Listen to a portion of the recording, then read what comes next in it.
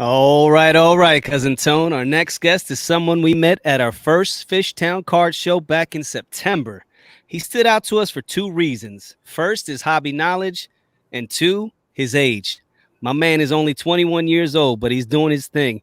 He is the epitome of a hobby hustler. So let's get into it. Here he is, Jeremy Cooper, aka Skol Cards. What's up, brother? How you doing? Hey, Welcome to how the you guys Cousin doing, man? Collectibles podcast, man. Happy to be on. I was saying right beforehand, it's my first ever card podcast, so I'm excited to talk to you guys. Excellent, bro. We're excited to have you on. Like I said, we met you back when we did our first show, when we first set up as a dealer, and you came over and you hustled Tony for a couple cards, and the rest is history, man. And I just remember that first interaction, and Tony was like, "Dude, yo, this guy," and I was like, "Who is he?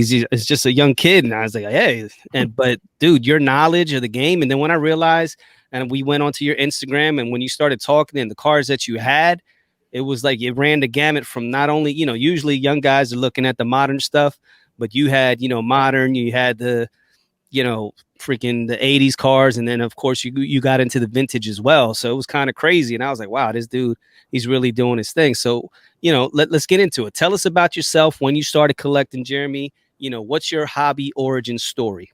Yeah, so like you said, I'm 21, so I'll be a senior in college. I do cards in school, takes up most of my time. So I go to Temple University in Philadelphia. I said I'm senior, marketing major, kind of just doing cards as I can. Bring a lot of cards to school, keep them here. Do what I can. I love the summer like we are right now because I'm just in full go mode. Nothing's stopping me. That's my favorite thing. Yep. However, yeah, I got one more year of school. I've been in cards, I'd say, for about 7 years now. All it started when I was 14, as about probably every 14-year-old guy has ever searched on Google how to make money without a job. It's kind of how it all started. So I collected cards as a kid when I was like 7, 8 years old. My mom would go to Target. I'd always try and come with her to try and get a free $5 pack from her. And so I always just had cards in my closet, and just I was bored one summer, like I said, and started – is anything worth anything in here? So I just spent like probably like 4 or 5 days just going through all my stuff, not really knowing what to do, but I was just looking up everything that I tried. Didn't really have much, but it really just rediscovered my love for cards. And that's really just how it all started. I had to convince my parents, like, hey, can I download this eBay app? I promise you it's cool. Yeah, so it all started New Year's of like 2014, 2015. I was like sick from New Year's. So I was like home alone. I was like, all right, I'm finally do it. Downloaded the app, bought a couple cards, and the rest was history. Excellent, bro. Appreciate it. Now let's talk about, you started, you did all this, you started opening these cards, collecting these cards. What did you start with? What was the first thing you started collecting? My first ever purchase was a Jerick McKinnon rookie card out of 99. I'm a Vikings fan and loved Jerick McKinnon. But as I got forward, I mean, I was brand new. I was buying a lot of the new guys, stuff that I like, just players that I liked in general. Just kind of, I didn't have much money at the time. I was buying $4 or $5 cards on eBay and just kind of keeping them. I wasn't selling them. Didn't really know how to sell. And so I was buying them for like 4 or 5 months, and I was like, kind of running out of money. So I stopped for like a month, just like took a little chill break. And I was like, all right, let me just see if I can sell these cards and take a little break. And then looking through all these cards, I'm like, oh, I love cards. And so I sold like 2 cards, and it's like, oh, now I have this extra cash of like $40, and bought 1 card for $40. I still remember that card day, that card mail day, $40 Todd Gurley rookie auto. I thought, wow, the king. But yeah, I was collecting a lot of the new guys back then just because that's what I liked. Didn't really know too much about the hobby. Just, I always follow the passion about what you like, and that's what I always been doing. So tell me about Temple, bro. How is it? I love Temple. People always ask me, oh, how is it? How's it down there? I mean, I love it. I'm getting a little tired living in the city a little bit, but I mean, I just love the people, love my friends, love just going to school. Mm-hmm. The school part's not the best, but I love the whole atmosphere and just just everything that brings me, just a lot of opportunities, and I'll never be able to do it again. So just kind of living it out the best I can. Yeah, yeah. That was my second choice for college. I went to Penn State, but Temple was right. If it didn't work out for Penn State, I was definitely going to go to Temple. So that's pretty cool. Tone. I'm not a Penn State guy. Hey, easy, easy. I'll give you I'm trying to give you a compliment here, and you're crapping on my school. That's funny. But all right, Mr. Skol, let's get into your age and how, how you're young in life, but you're like with the hobby, man, you're like super mature. Like, how did you develop your taste in cards? I'd say, I mean, it was always kind of developing, always building. And the only official break I ever took from cards was my freshman year of college. New environment, new everything. It's like I'm living in a dorm room, took a little bit of a break. And that just kind of like reset my mind. So that freshman year was that COVID year when we got moved off campus in March. And that was just full go mode. And that's when everything started going up. And I started realizing that these young guys, I remember Luka Doncic was the specific person, was like, wow, these guys are so expensive. And there's just so many quarterbacks just rising. And so I started building my collection off like older guys, Hall of Fame guys, like, wow, these guys are so cheap. I mean, I'll buy these guys all day. It's at the end of the day, it's investing my own money, and I'd rather put into something much more safer personally. And yeah, I have a wide variety of stuff, but I don't really go into much ultra modern. I love on-card autos, love game use patches, love old school. I love vintage. I've been getting vintage a lot. Just this more safer side of cards, I'd say. Yeah. And we'll get into that vintage stuff later, but yeah, it's crazy because I mean I see the stuff you post and it's not typical of most 21-year-olds in the hobby. So it's nice to see that you're broadening that vision because again, this I will always say this hobby's upside down. Hall of Famers, proven guys are worth a lot less than guys that haven't done jack. And to this day, I don't understand it, and I probably never will. Nope. But hey, that's what's great because I get to buy stuff for cheaper than what I probably should be. So I'm all for it. That's the way to do it. Now, because you have that taste, has somebody influenced you with that, or you know what I mean? Like, did you have anybody like take you under their wing and show you how to do it, or you just came in and this is how I'm going to do it? I'd say there's a few people on Instagram. I'd say Instagram's like what influences me the most because that's where you see the most cards just always popping up. And there's a few guys that post some cards like, I have never seen that card in my life and I want it. I've seen the same Justin Herbert card 5,000 times in the last month. That type of stuff. Love Justin Herbert, but nothing against him. But it's just, I love the uniqueness of a lot of stuff. Like I've been collecting for 7 years and I still haven't seen anything like this card. When's the next time it'll pop up? If I can somehow get my hands on it, that's what I'm going for. All the uniqueness. So I'm showing people my cards. They're like, man, I've never seen this before. And it's like, if you're going to sell that card later on, there aren't 27 comps that are like, oh, this card's only worth X amount. It's more just set your own price and what you believe it is. And I think that really helps when you're going to sell or collect just long term. That's what I go for. That's a dope way of looking at it, man. For sure. Yeah. But it's funny too, because what really caught my eye. So I'm in sales for a living. And I don't really have to negotiate too much because the product I sell kind of sells itself, but every once in a while. But for me, man, that's what caught my eye with you. You were like, we came to our table, and man, you're tough, brother. Where'd you get the negotiating skills? Tony, you got cooked, bro. Oh yeah, I'm like, cooked your ass. The kid walks away, and I'm like, I was like, man, I feel like I got run over. I'll by say a train. this. We did like 4 separate deals. I just kept going back to your guys' table. I thought I was pretty fair, but hey, I was buying AI from you the very first time. You're a big AI guy. I know that. Shout out Iverson. Yep. I distinctly remember on that 4th time, you're like, how much money do you have? Let's just do a deal. Stay here. Let's do it. And it was just so easy to work with you guys. I was like, I can do this amount. And you guys, I can come close maybe about this. You go, that's fine. Like, you guys give good prices.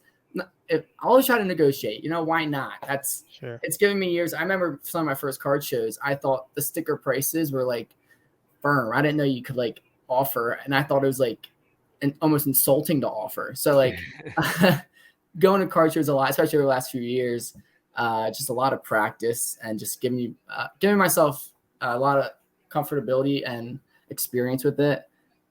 Worst I can say is no. I'll say like Yeah. Always try to give fair offers, and it's like building relationships with you guys.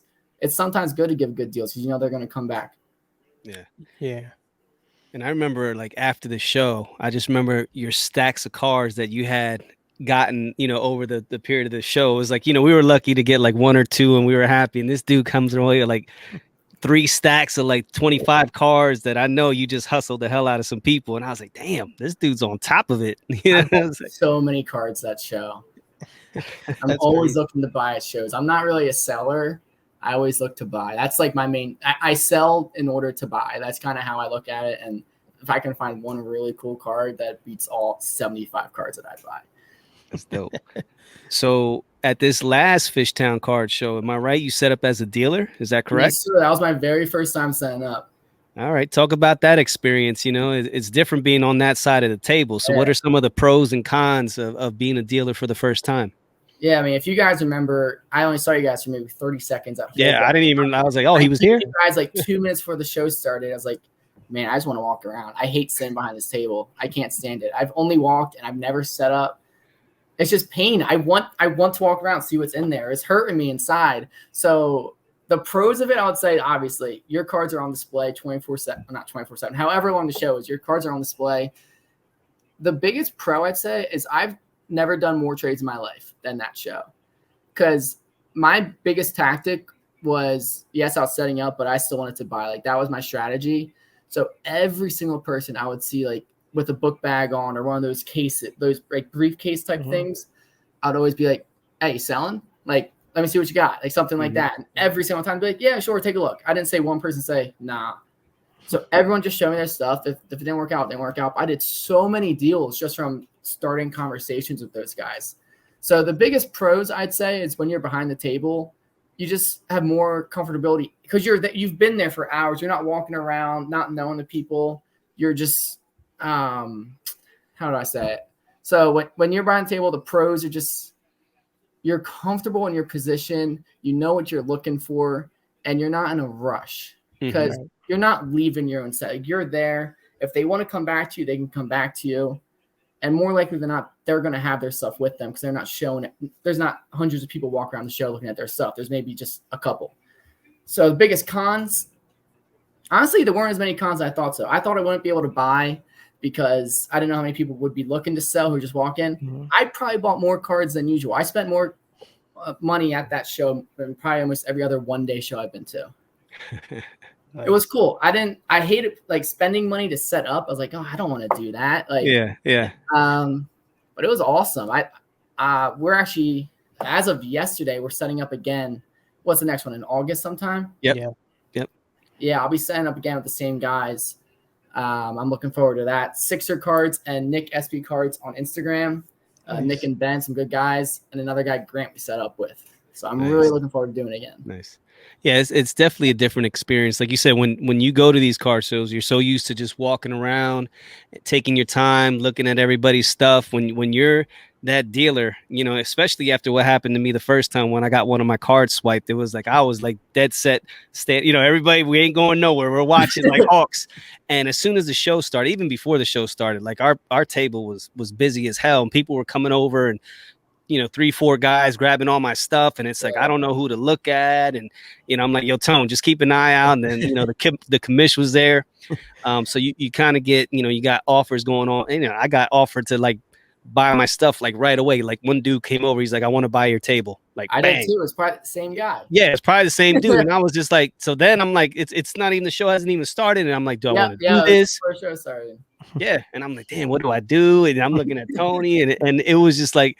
And it didn't happen, but then they kept coming back little by little and getting stuff like over the the period of the day. But it's definitely a cool experience. So it's something you always once you get in this hobby that you gotta experience being a dealer at least once. Yeah, I'm very glad I got to do it. I said, why not experience it at a show like Fishtown? It's not the biggest show, but it definitely brings in a very good crowd. It's a one-day show. You're not there all weekend. This is a great time to just try it out, and I'm very happy I did. Yeah, and I'm right there with you with the like I'm like super picky at the cards I'm buying now. So like being on the dealer side of the table, you're like I don't feel rushed. I mean, if the guy wants to open up his briefcase and let's just chill and let's go through your cards nice and easy. Where sometimes I feel like if I'm on the other side of the table and the dealer might have 2 or 3 other people, and it's tough to kind of get him to zone in on what you want to do. And so it's cool when you're on the other side, you can kind of control the pace of the Yeah. negotiations. Yeah, So for sure. yeah. Now, speaking about that, so at the end of the show, I remember I was looking for vintage the whole show. And for whatever reason, there wasn't a lot that, kind of got my juices going, that day. But at the end of the day, some guy comes up to my table. And so we were right in front of the kind of like three tables up from the main entrance. And by that time, the guys that were down at the other end, they kind of had packed up. So we were one of the first tables. The guy walks in and he's like, "Hey, I have some cards." Okay. Show me what you got. Well, he starts whipping out Mickey Mantle, Willie Mays, Yeah. Mickey Mantle, you know, and I'm like, "Oh boy." I Jackie was like, rookie card. It's like, yeah, oh, yeah. So I'm like, "Okay, well, you do have some cards." And I was like, "All right, what are you trying to do?" He's like, "I want to sell them." And I was like, "Okay, well, what are you asking for?" And then, he told me his prices, which I was like, okay. He's like, he tells me that, "Hey, this is at an auction right now and it's going for, whatever, 8 grand." I'm like, "Yeah, I hear that, but I said, let me explain to you how some of these auctions work." I'm like, I could be sitting right here and running up that auction till the yeah. till the cows come home. Um, so we didn't do it, but come to find out, he went to your table. So Man. what happened? I mean, that is a whole story and a half. So, first of all, I brought probably more cash to them than ever before. Just I didn't know what to expect, so I just brought some extra cash. Mhm. I sold this huge card of mine, so I just had so much cash on me, which is a good thing. And I was just planning to bring it home and put it back in my bank, and then just use it for online purchase, whatever. So my guy Austin, NPT Cards, always buys cards off me. So he bought tons of stuff off me in the beginning, comes back at the very end, and we're sitting at my table together. And they said, like, that guy comes up to our table. He goes, "Hey, you guys buying?" And we're like, "Yeah, let's take a look." And yeah, like you said, pulls out these Mickey Mantles, these Willie Mazes, Jackie Robinson. Like, oh my goodness! And me and him are both vintage guys. And I had the cash on me, which is like what I usually don't for those types of cards. Is a 52 Bowman, 53 tops of Mickey Mantle. So both like his 2 second-year cards. Right. Low grades of BVG, which are ugly vintage, but it's still vintage, still Mickey Mantle, and a Willie Mays 53 tops. So he shows us these 3 cards, and he's like naming the prices, and we're kind of like looking at each other like, it sounds pretty good.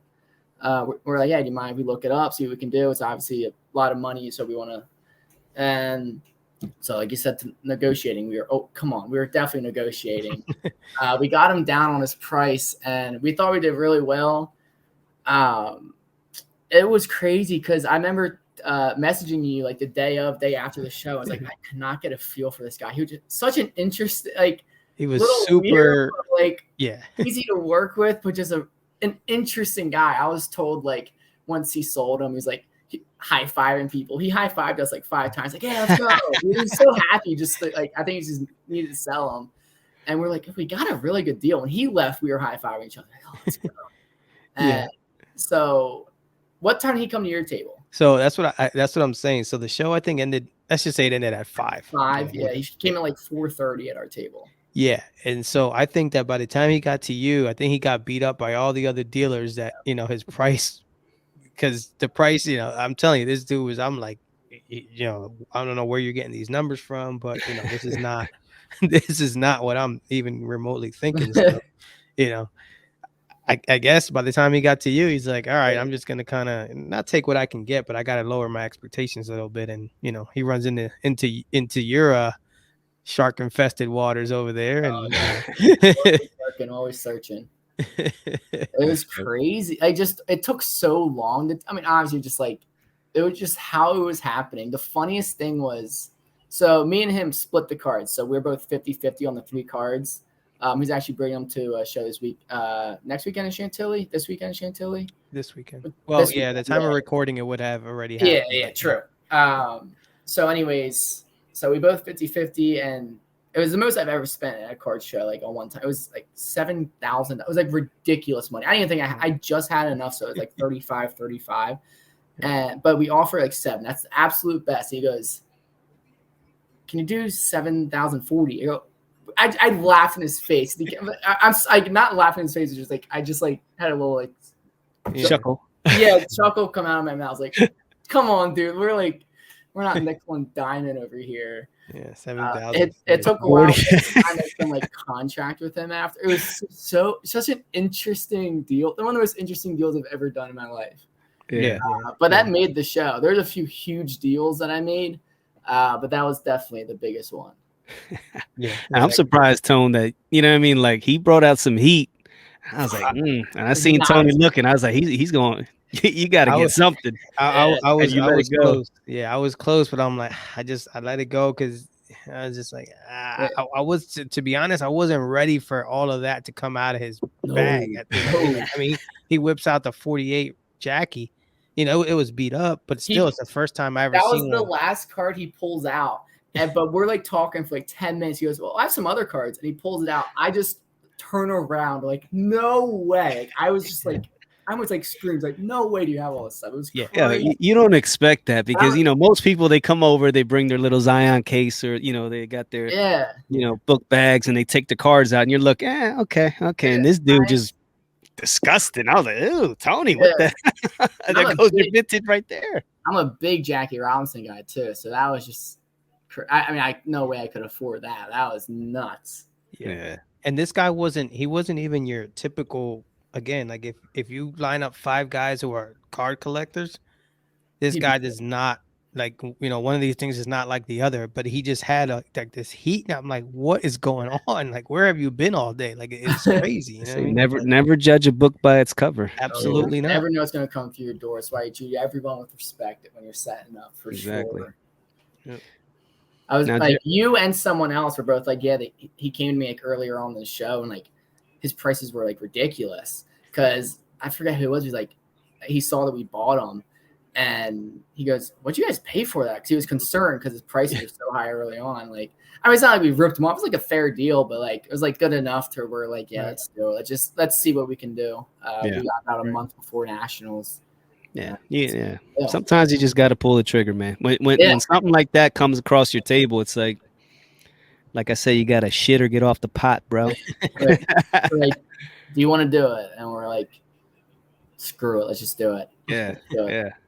Now, Jeremy, what's your PC, bro? Because I've seen the stuff that you put up and some of the cards that you've had, but like, what's your main PC if you have one? And like, what are some Grail cards for you? So part of my PC is not a specific players. Like I said earlier, on card, game use, Hall of Fame, rare stuff you don't see, very unique stuff. One PC I do have is Peyton Manning rookie autos. I'm a big Peyton Manning guy. He has so much stuff out there signed. It's crazy. So I really look for his stuff that I haven't seen, stuff that you don't see often. He doesn't have too many rookie autos, and that's one thing. My Grail is something that I won't get for a long time, but it's Contenders rookie auto. That is a tough one. But that at some point in my life would love to like trade into it. However I could do it. Peyton Manning rookie autos are what I always look for at shows. If I can get my hands on them at a fair deal, I'll always try and pick them up. Nice.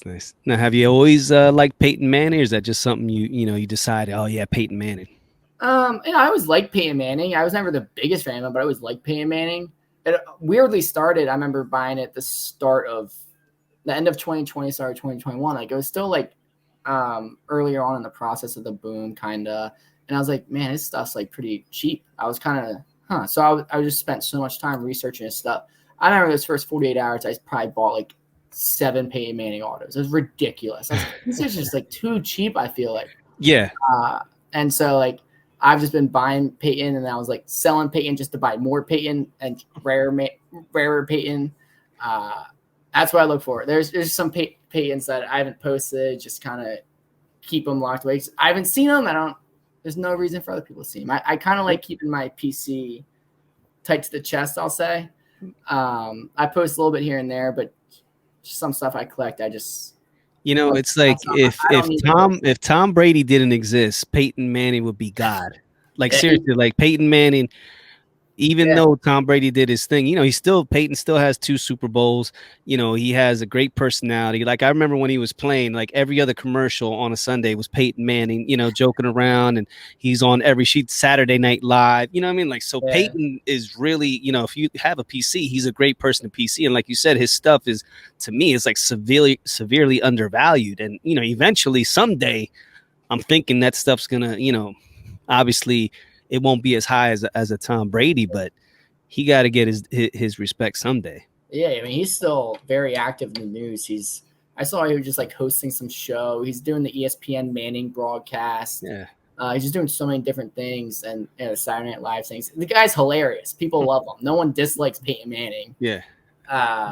And that's just part of the reason I almost started liking him more after he retired. Yeah, yeah. But man, this guy's hilarious. I love him. And well, see, that's what I love about you, because it's like, right now you have a choice. Okay, there, Justin Herbert, Peyton Manning. You know what I mean? You're like, nah, I think I'm gonna go with this Peyton Manning guy. I think he has a little better track record than the potential of a Justin Herbert. No knock on Justin Herbert or Patrick Mahomes. We're bashing Justin Herbert today. I just want to make it clear that that's not our goal. He's just an example. Yeah. An example of all the how the ultra modern's been going on. I actually really like Justin Herbert. Yeah, exactly. And like I said, no knock on these guys, like no knock on, say, like a Luka Doncic or, like any of these guys. Jason Tatum's like a big guy now, since he didn't win. So now everybody's like, oh, what's up with Jason Tatum? So it's like, everybody got to understand, like, these guys, you got to give them time. But like the hobby, everything gets based on narratives and potential and the hype. Once this hype goes around, people are like, oh man, I got to get this guy. And the wheels start turning and people just start spending money and the prices keep getting higher and higher. And these guys haven't proven anything. And meanwhile, people like Peyton Manning and, other superstars that have actually done it, their prices, it's just not validated. And it's like Tony always says, it's upside down. So, yeah. When you're thinking about the other way, it's like you said, these guys are so young, but at the same time, Tatum's 24. I'm not even a big Tatum fan. We're Sixers fans. I'm not a fan of Boston. I respect Tatum, but it's just like, he's still 24, made the Eastern Conference Finals twice, made the finals once, didn't play the best, but like, come on, like, give him time, but everyone's rushing him so much, as you were saying. It's so tough getting these young guys these days because they can fluctuate so much. Yeah. Now, I'd say you put money into these types of guys if you're willing to lose that money. Like, if it's not money where if it goes down 30, 40, however many percent, where you're like in financial trouble, it's money you're willing to risk. That's something different. Yeah. I just don't do it. I don't like to take those risks. I try to take calculated risks as much as possible. Yeah. Yeah. And that's how Tony and I operate. And then, a lot of people do, but you got the gamblers out there. Like I said, we're in a gambling society, and a lot of these guys, they bring that mentality to cards, and you can see it, and it's like, wow, I would never pay that price for that particular card or that person. But it's like, these dudes are more than willing to do it. And they're like, oh, well, see what happens. I saw someone repost, I think it was about a week ago. I have no idea who the account was, but they posted just like a comp of Tyrese Halliburton. His like National Treasures RPA was however many dollars, like in the thousands. And it was a comp of that and a comp of Kawhi Leonard's. And Halliburton just blew him out. And it was like, how in the world does that make any sense whatsoever? Wow. Yeah. That's crazy. Kawhi Leonard to me, bro. Like Kawhi did it. You know what I mean? How many, he's won 3 titles already? Or 2? I believe so. They went at least 2 with the Spurs. So I think he might have won 3 titles or at least 2. He won with Toronto. He took that team, and obviously he beat the Sixers. That shot that he hit to go to the conference finals. Like, I mean, that whole time frame when he was Toronto, he like literally carried those dudes. Yeah. He was dominant, and he was dominant with San Antonio. And it's like, just because he doesn't have the personality that people like, or he's a little dry, and obviously he's a weird dude. I'm not gonna say it. Kawhi is definitely a weird guy. But he's probably just a shy dude. But his game, speaks for itself and his accomplishments. But it's like people don't look at that. They look at like all these other intangibles that have nothing to do with the game. And it's like, dude, this guy proved it. Why wouldn't he be worth? He's already done it. Yeah. Tyrese Halliburton? You kidding me? Which, by the way, speaking of hype and Manning, I saw Arch Manning committed to Texas. So Yeah, hey, shout out. get ready, get ready. Oh Shout boy. out Texas. It might be Yeah, relevant for once. yeah, get ready because the hype train is coming. Yeah, I mean, so that ought to be interesting. That might You know what? even. I was just saying today, they have like some triple autos of Peyton, Eli, and Archie. I cannot wait till they release the quad autos of those four with Oh Archie wow. in the league. Those are going to be the most expensive cards of all time. But I just want to see what they look like. It'll be so cool. That'd be Yeah, dope. that'll be dope. pretty interesting. So now, Jeremy, so you talked about you're going into your senior year at Temple. What do you have planned as far as a career after school, and where do you see yourself in the hobby after you graduate? Man, that's a great question. Like I said, I'm a marketing major. I'll be doing a sales minor. So you said you're sales. I don't have anything too specific in mind, if I'm going to be completely honest. And I'll be looking for some sort of job. Like cards will not be a full-time thing for me anytime soon whatsoever. So I'll be looking for some sort of job. Won't try not to be too picky. Something that just makes sense to me where I live. However that may work. Who knows? The life after college can just totally change so fast. I'm just keeping my doors open and just kind of being open to whatever is provided for me. Yeah, I understand that. I'm 42 and I still don't know what I want to be when I grow up. So I mean, it's but hey, and now let me ask you, how is parents supportive with you in the hobby and stuff?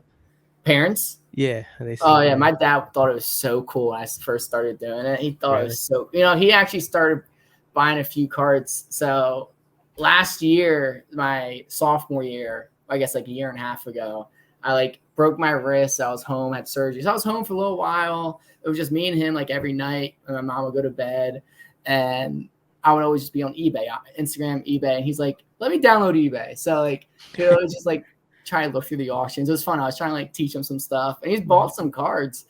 He thinks it's so cool. Nice. My mom supports it. It's kind of secondary to it. It's in the background. Yeah.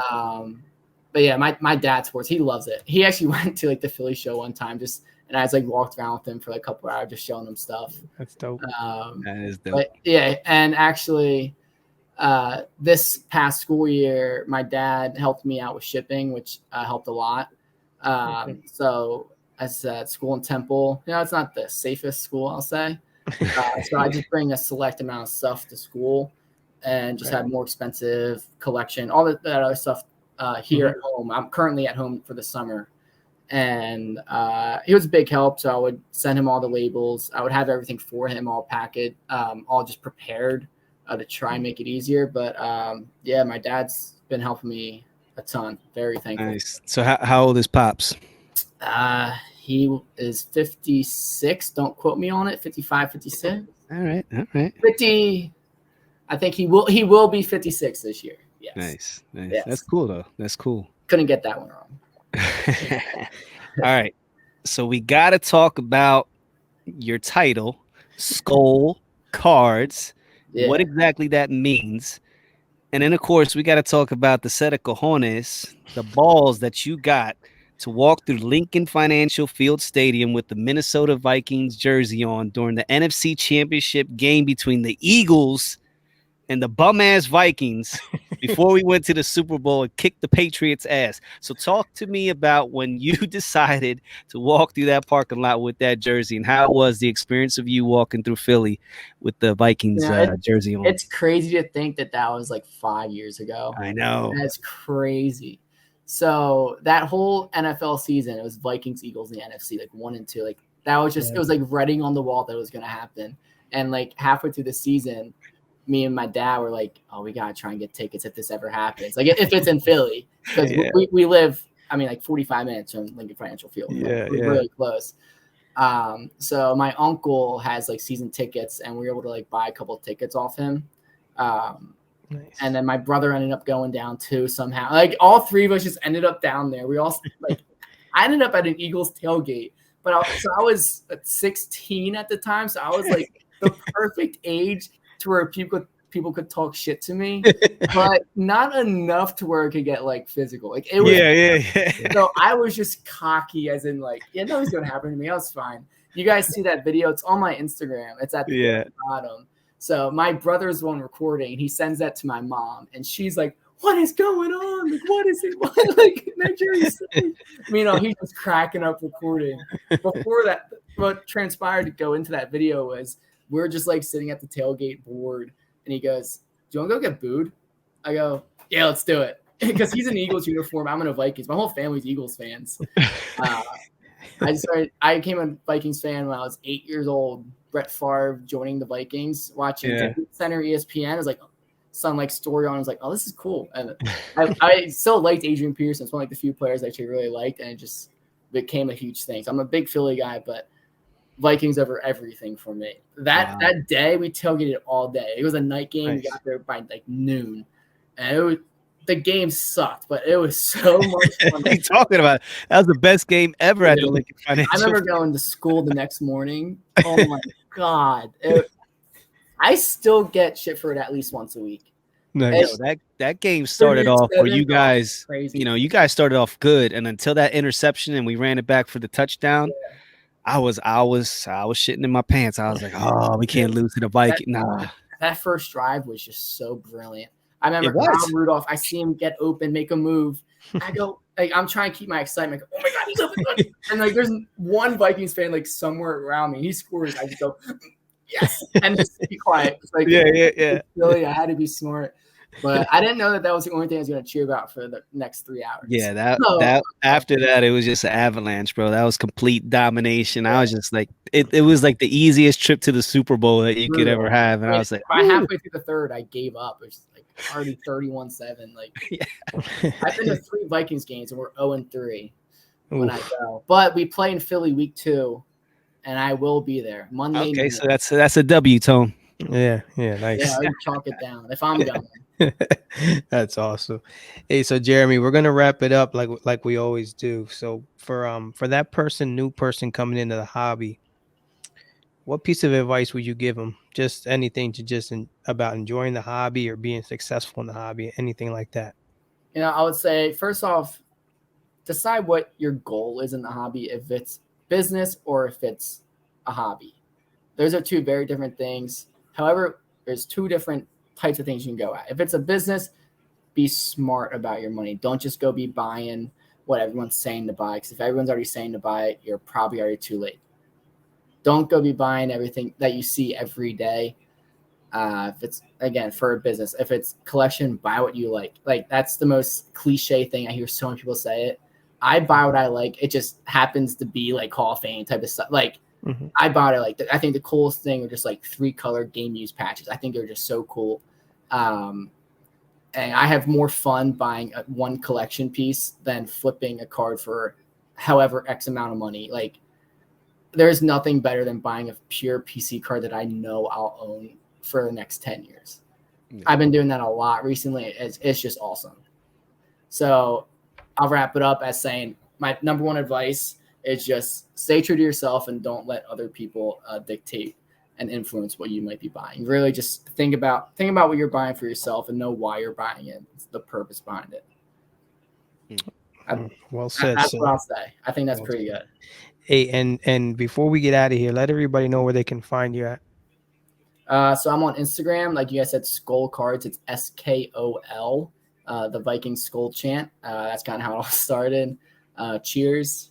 Skol also means cheers. That's so Skol Cards. I'm not on any other platform. eBay is Skol Cards 1, just at the end. Skol Cards was taken for some reason.